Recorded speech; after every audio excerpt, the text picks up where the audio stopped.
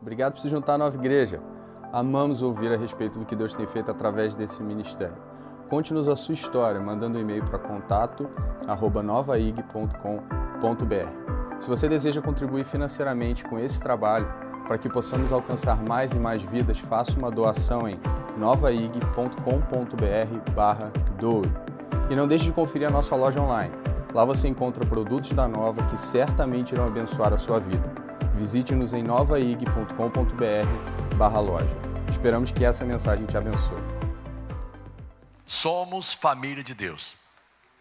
Quero começar isso. No domingo aqui de manhã eu preguei, mas eu queria dar prosseguimento a isso. Eu não sei se a gente vai conseguir falar tudo hoje, mas o nosso tema é esse. A gente está entendendo que Deus tem nos despertado como nova igreja para vivermos um ano 2018. Já estamos nos preparando para o ano 2018, né? Para que nós possamos entrar nesse novo ano com uma atitude diferente, uma atitude de disponibilidade maior para estarmos servindo na casa de Deus, na igreja local, sendo úteis. Acho que é uma oração que todos nós devemos estar fazendo sempre. Senhor, eu quero ser útil. Quantos querem ser úteis nas mãos do Senhor? Quantos creem que Deus pode usar você como um instrumento de bênção, um instrumento para edificação, um instrumento para fortalecimento e para estabelecimento do reino de Deus na face da terra? E a gente começa aqui na nossa igreja local. Somos família de Deus. Efésios 2,19 diz o seguinte: portanto vocês já não são estranhos e forasteiros. Vocês que têm frequentado a nova igreja já por algum tempo, muitos de vocês já foram batizados aqui, ou vieram já batizados de outras igrejas. Vocês já não são mais tratados aqui por nós, da liderança, como estranhos e forasteiros. Você já é de casa. Você pode dizer para alguém que está do seu lado: você já é de casa. Você já é de casa. E a coisa que a gente mais quer é que você se sinta em casa, mas que você não se sinta apenas como uma visita.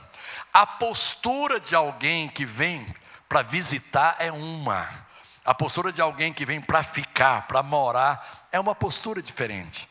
É uma postura de alguém que diz assim: olha, já que eu vou estar morando aqui, já que eu tenho um compromisso com esse lugar, já que eu estou aliançado, plantado nesse lugar, porque Deus me dirigiu. Eu creio que muitos de vocês realmente ouviram Deus falar, como eu ouvi um dia. Eu vim aqui com a minha família, vim com a minha esposa em primeiro lugar, a gente veio, nós fomos ouvindo. Tinha dia que a gente saía muito abençoado, tinha dia que a gente saía assim meio desconstruído, a gente saía meio lelé daqui, né? Pela palavra que fluía desse púlpito. Algumas vezes a gente prometia um para o outro assim: eu acho que eu não vou voltar mais. E talvez tenha sido também essa sua experiência, até que o Espírito Santo colocou você aqui, plantou você aqui nesse lugar. Então nós não queremos mais tratar você como um estranho e como um forasteiro. Será que nós podemos tratar você como da família? Quantos aqui são da família nova? Se você é de um outro ministério, você é bem-vindo. Também temos por finalidade, também temos por objetivo, de alguma forma, sermos uma igreja que vai abençoar, né, o corpo de Cristo. Como também entendemos, por outro lado, que existe uma contribuição tremenda no reino de Deus, que tem a ver conosco, que vai nos ajudar, que vai nos beneficiar, igrejas.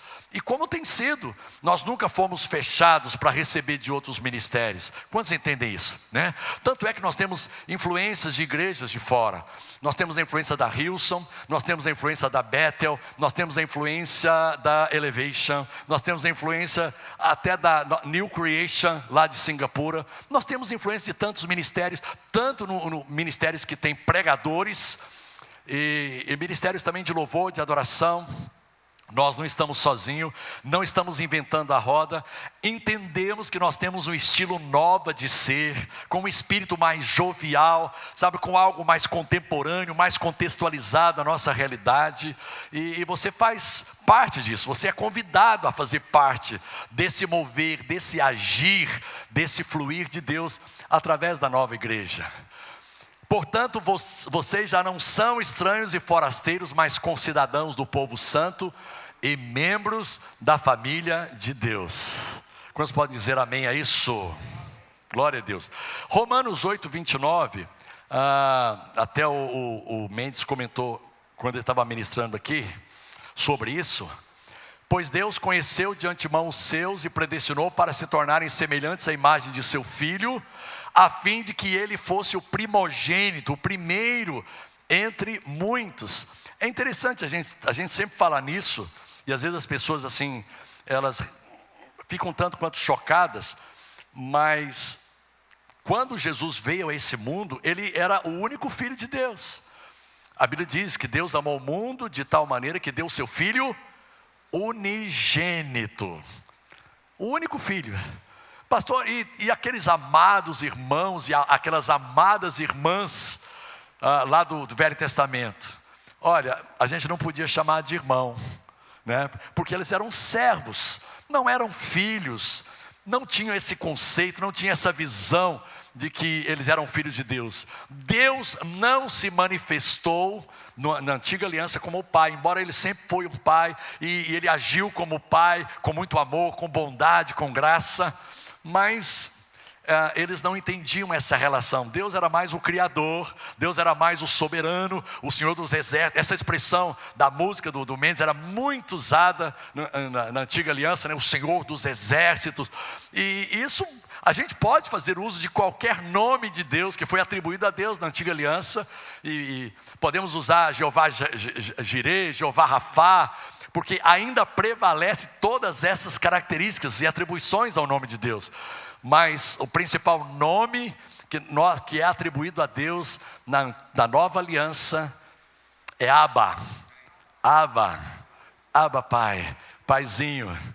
Eu queria que você como filho e você como filha pudesse dizer Abba. Cara, é uma expressão tão carinhosa, de tanta intimidade, de tanta liberdade. Lá em Israel, quando a gente estava lá passeando ali perto do Monte Sião, a gente via aquelas famílias e os filhos chamando os pais de Abba, Abba. Muito comum isso, porque denota um relacionamento de perto. E essa foi a principal, digamos, função de Jesus, além de perdoar os nossos pecados, nos substituir na cruz.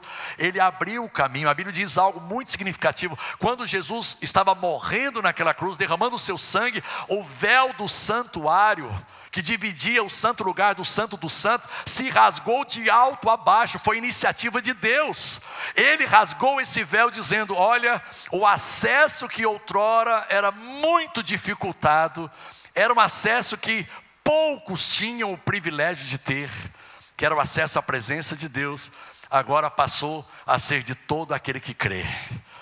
Hebreus 10, 19 diz assim: tendo pois irmãos, intrepidez para entrar no santo dos santos. Irmãos, o santo dos santos não é mais um lugar geográfico.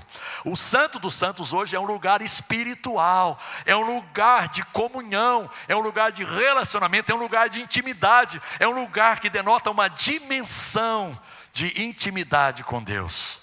Você é livre para estar vivendo no santo dos santos. Aliás, eu quero te dar uma boa notícia. O santo dos santos na nova aliança é o seu coração. É o meu coração, é o nosso coração, é aqui que habita o Espírito Santo.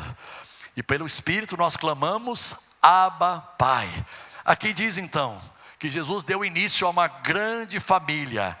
Nós somos família de Deus. Ele se tornou primogênito entre muitos irmãos. Na nova aliança nós somos família de Deus. Eu queria passar para vocês princípios, pelo menos 3 princípios, vou tentar ao máximo falar, se não der a gente fala pelo menos de um. Princípios que nos levam a viver como família. Bom, vocês têm família, né? Quantos aqui têm família? Quais são os princípios que levam você a viver ali na sua família? Quais são os princípios que me levam a viver com a minha esposa? E me levou durante muito tempo a viver com os nossos filhos. Os filhos foram crescendo. Agora são princípios que nos levam a viver com a nora, com o genro, com os netos. São princípios. O primeiro princípio muito importante nas nossas relações familiares é o respeito às diferenças. Princípios que nos levam, o respeito, esse respeito às diferenças, vamos colocar aqui. Respeito às diferenças. Eu não sei como você lida com pessoas que são diferentes de você. Esse tempo passou uma propaganda, eu nem sei de qual, é uma marca de cerveja, não sei se é a Skin ou a Itaipava, onde as pessoas assim, todas elas concordavam umas com as outras, e de repente alguém disse, não, eu discordo.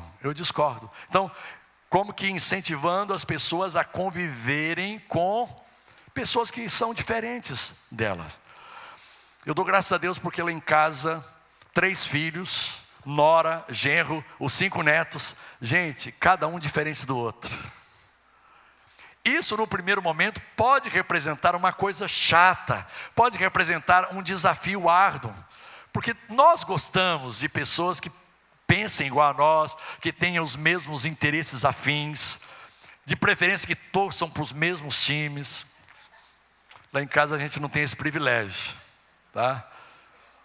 O genro e o filho torcem para o time de São Paulo. Ainda bem que não é time daqui, porque se eles torcessem para o Vasco, eu ia expulsar eles de casa, porque eu sou flamenguista.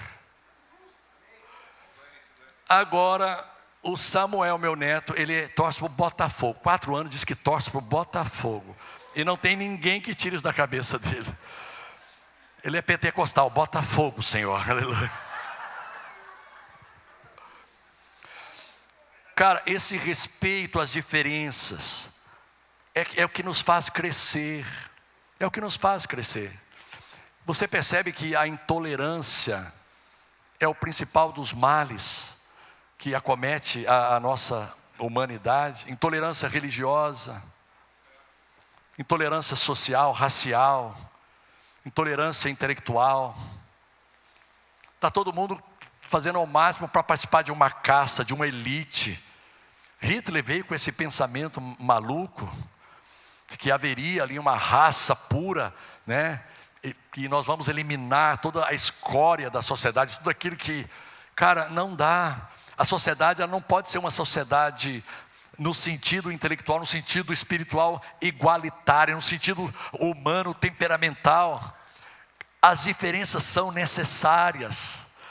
Eu queria que você olhasse para a pessoa que está ao seu lado e dissesse com sinceridade: que bom que você é diferente de mim.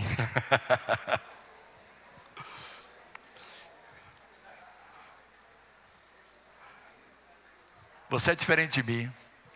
Sabe por que você é diferente de mim? Porque Deus é tão maravilhoso, Deus é tão criativo, Deus é tão assim especial, que Ele nos criou de maneira única. Cada um de nós é único. Não existe outro Bené Gomes, não existe um clone de Bené Gomes na face da terra. Não existe um clone do Igor, não existe um clone do Davi, da Manu, do Marcos, do Marcelo, do Jorge, da Bruna, do Duda, do João, do Mendes, pastor Maurício, Rubinho, Bernardo. O Bernardo, não tem ninguém igual ao Bernardo nesse mundo. Ele é singular. Cara, e é isso que faz ele ser especial. Você é único, isso faz de você uma pessoa muito especial.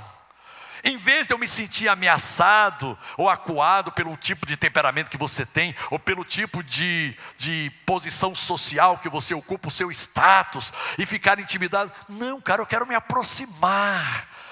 Eu sei que você tem coisas tremendas a me ensinar, mesmo que o seu jeito seja aquele jeito assim mais quieto, mais calado. Sempre num casamento, sempre tem um que fala mais. Normalmente atribuem isso às mulheres, mas não é totalmente verdade isso não, tá? É 99% verdade, mas não é totalmente verdade. Cara, que bom, mas é da natureza. Quando Adão foi criado, ele não tinha com quem conversar. E Eva, quando foi criada, já tinha com quem conversar. Tá? Então ela já foi criada, acostumada a conversar. E Adão não estava muito acostumado. E você sabe que Adão quis devolver a mulher. Depois de uma semana, Ele quis devolver a mulher, falou: Senhor, puxa vida, eu me enganei. Eu achei que precisava, no primeiro momento fiquei até apaixonado, fiquei assim até emocionado. Mas fala demais, Senhor. Se intromete demais na minha vida, eu estou aqui para te devolver. Aí Deus aceitou, recebeu de volta. Passou uma semana, o homem chegou lá, bateu nas portas da casa do Senhor e disse: Senhor, me dá minha mulher de volta. Estou sentindo falta dela. É claro que isso é uma lenda que se conta, né? Uma lenda oriental. Por quê? Porque essas diferenças às vezes nos desafiam demais.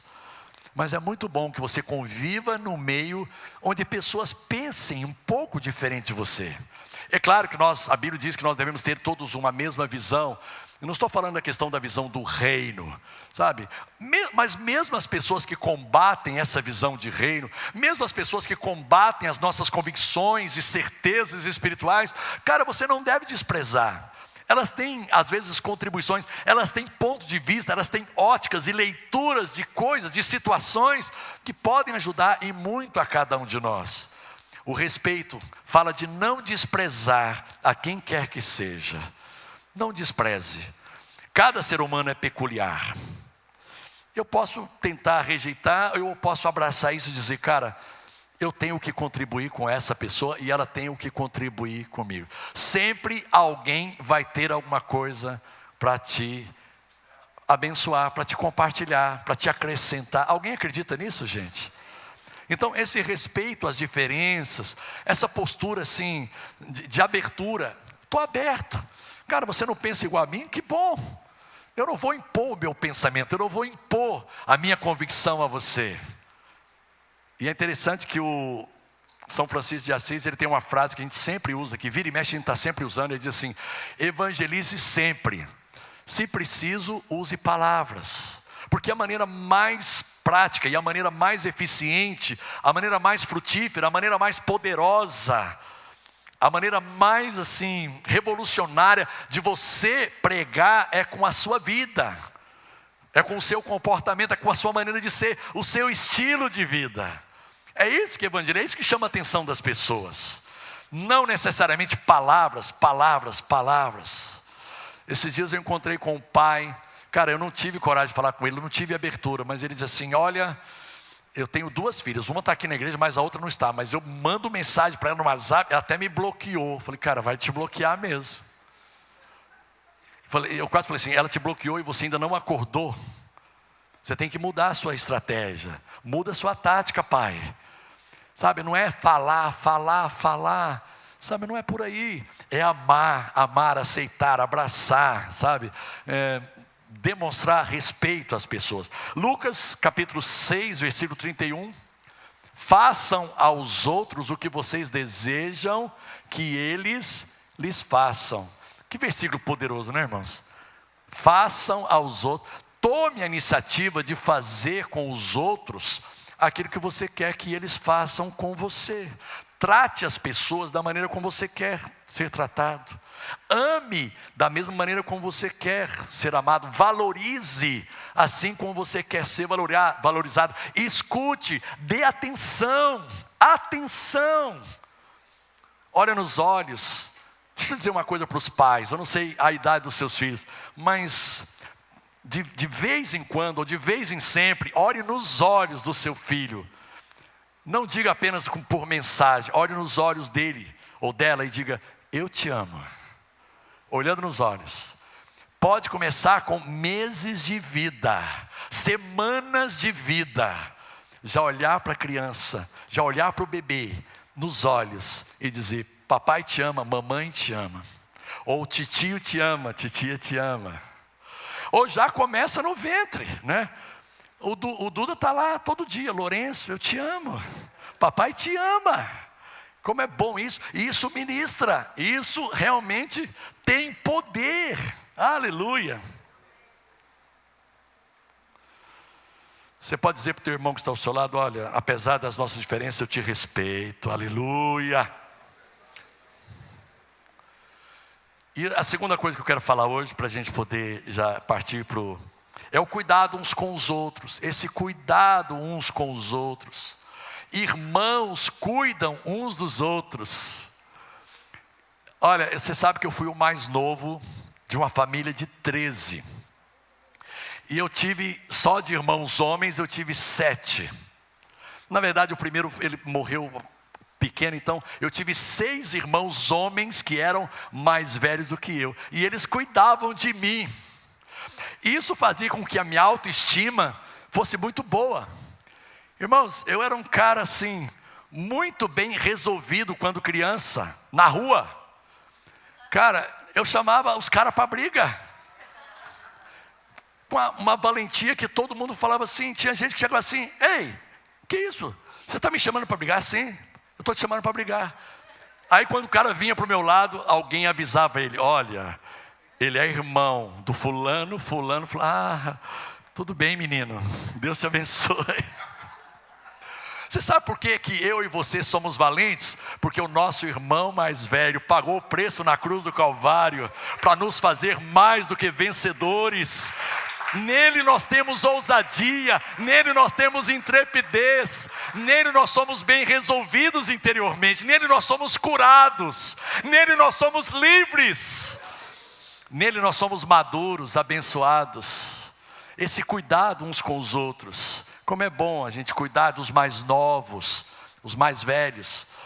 Como a minha mãe teve muitos filhos, eu fui praticamente cuidado, criado, educado por minha irmã, 11 anos mais velha do que eu. Com 11 anos me assumiu, dava banho, dava comida, trocava de roupa. Na época de colégio ela que levava, ela que corrigia as tarefas, supervisionava. E a minha mãe, ela de vez em quando vinha a nós, né, e supervisionava as coisas em casa. Difícil, mas nós tivemos que aprender a cuidar uns dos outros. E eu queria só ler um texto aqui em 1 Coríntios, que é muito interessante, é um texto longo, mas nós vamos terminar com ele. De fato, o corpo não é feito de uma só parte, ou de um só membro, mas de muitas partes diferentes, membros diferentes. Se o pé diz: não sou parte do corpo porque eu não sou mão, acaso por isso deixa de ser parte do corpo? Interessante isso. O pé dizendo: eu gostaria de ser mão. Talvez alguns dizem assim: eu gostaria de ser um pastor, eu gostaria de ser pregador lá na Nova, eu gostaria de ser um cantor, eu gostaria de ser um músico, eu gostaria de estar aqui na frente, eu quero ser mão. O pé quase não aparece, a mão aparece mais. Então eu não sou mão, sabe? Pessoas que têm um complexo por serem o que são. E se a orelha diz: eu não sou parte do corpo porque eu não sou olho, será que por isso deixa de ser parte do corpo? É interessante isso. Se o corpo todo fosse olho, seria o que, irmãos? Um monstro. Um monstro. Se o corpo todo fosse orelha, como sentiriam o cheiro de água? Se o corpo todo fosse olho, como vocês ouviriam? E se o corpo todo fosse orelha ou ouvido, como sentiriam o cheiro de algo? Mas nosso corpo tem muitas partes, e Deus colocou cada uma delas onde Ele quis. O corpo deixaria de ser corpo se tivesse apenas um membro ou uma parte. Assim, há muitas partes, mas um só corpo. O olho também não pode dizer à mão: eu não preciso de você. Agora o outro lado. O olho não pode dizer assim: cara, eu sou totalmente autossuficiente em mim, eu não preciso de você, mão, tá? Não vem para cima de mim. E a cabeça não pode dizer aos pés: eu não preciso de vocês. A cabeça é Cristo. Os pés é a igreja que tem contato com a terra. Eu não preciso de vocês. Não é verdade. Ao contrário, algumas partes, alguns membros do corpo que parecem mais fracas, algumas partes que parecem mais fracas são as mais necessárias. Uau! E as partes que consideramos menos honrosas são as que tratamos com mais atenção. Assim, protegemos cuidadosamente as partes que não devem ser vistas. enquanto as mais honrosas não precisam dessa atenção especial. Deus estruturou o corpo de maneira a conceder mais honra e cuidado às partes que recebem menos atenção. Isso é incrível. Isso faz que haja harmonia entre os membros, de modo que todos cuidem uns dos outros. Se uma parte sofre, todas as outras sofrem com ela. E se uma parte é honrada, todas as outras com ela se alegram. Juntos, todos vocês são o corpo de Cristo, a família de Deus. E cada um é parte desse corpo.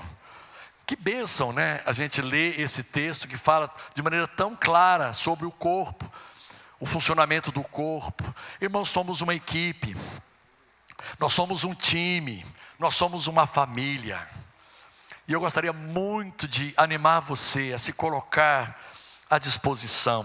A minha filha está fazendo a Hillsong College lá na Austrália, lá em Sydney. E é interessante como aluna da faculdade, eles têm que servir, faz parte do currículo, servir a igreja local. Eles não estão lá apenas fazendo a faculdade e depois que as aulas terminam, eles fazem o que querem. Não, faz parte do currículo servir na igreja local. E no primeiro ano, eles têm um critério. No primeiro ano, o aluno não escolhe qual é o serviço que ele quer fazer. Não, eu sou chamado para essa área. Não, a minha vocação. Não, lá eles não escolhem. No primeiro ano da Hillsong College, você faz o que precisa ser feito. Eles têm que ser pau para toda obra. Desculpa a expressão. Eles têm que ser pau para toda obra. E esse é o espírito que eu creio Deus quer ver em cada um de nós. A começar de nós mesmos, irmãos. Eu cheguei aqui na igreja, quando eu cheguei aqui na igreja, a pastora Denise lavava os banheiros. Graças a Deus, né? Hoje ela não precisa mais, não porque agora ela está snob, ou agora está, não, ela continua com a mesma disposição, mas o Senhor deu a nós condições, até de contratar funcionários para que possam fazer esse serviço, a fim de que ela seja mais liberada para exercer o seu ministério pastoral. Mas não falta disposição, não falta no pastor Jorge, não falta no pastor João, não falta em mim, não falta no pastor Maurício, esse desejo, né, esse compromisso. Nós temos uma aliança, nós temos um compromisso de servir vocês. Não estamos aqui para ser honrados por vocês, para ser bajulados ou elogiados. Nós queremos servir, nós queremos ser os primeiros a dar exemplo para vocês, a liderança. Os líderes de ministério, nós somos os que mais servimos, mais nos ocupamos em cuidar, em ir atrás, em saber se você está bem, cuidando. Gostaríamos que esse espírito de servir aonde for preciso, ainda que ninguém me veja, ainda que eu esteja naquela parte que diz ali, né? Aquela parte do corpo que ninguém está vendo. Não é visto, não é um olho que alguém pode dizer, nossa, que olho bonito. Não é o nariz, não é o ouvido, não é o cabelo, não é as mãos, não são as mãos. Cara, talvez é um membro do corpo que eu tenho certeza que tem membro do meu corpo que eu vou morrer e nunca vou conhecer. Membros internos, não é verdade? Órgãos internos, eu nunca vou conhecer. Pela graça de Deus. Tá? Então assim, mas todos são igualmente importantes. Eu coloquei ali em alguns lugares a palavra atenção em maiúsculo, porque é isso que nós precisamos de ter, uma maior atenção. Sabe, fique conectado e diga assim, pastor ou líder, aonde eu posso servir? Deixa eu dizer uma coisa para você, nós precisamos de gente na recepção, gente que possa fazer uma equipe aqui na quinta-feira. Ficamos muito tempo. Hoje nós colocamos a responsabilidade para que o Rafael e a Bruna possam cuidar. E eles abraçaram com amor. Como é bom você subir aquela escada e ter ali alguém para te dizer bem-vindo, né? Como é bom você ser bem recepcionado. Precisamos de muita gente na geração nova. Mas não queremos que você sinta isso como sendo um peso, uma obrigação. Nada na nova é por peso ou por obrigação. O espírito que a gente quer passar para você, a atitude que a gente quer passar para você é de privilégio. Cara, que privilégio eu poder servir no reino de Deus de alguma forma. Nós temos, acho que é um uma inscrição, como é que é? Um formulário? Como é que está funcionando? novaigreja.com/voluntários. Voluntários. Nós não combinamos de pregar isso, tá, irmãos? O Espírito Santo colocou no nosso coração. Somos família de Deus. Quero chamar os músicos aqui. Vamos ficar em pé.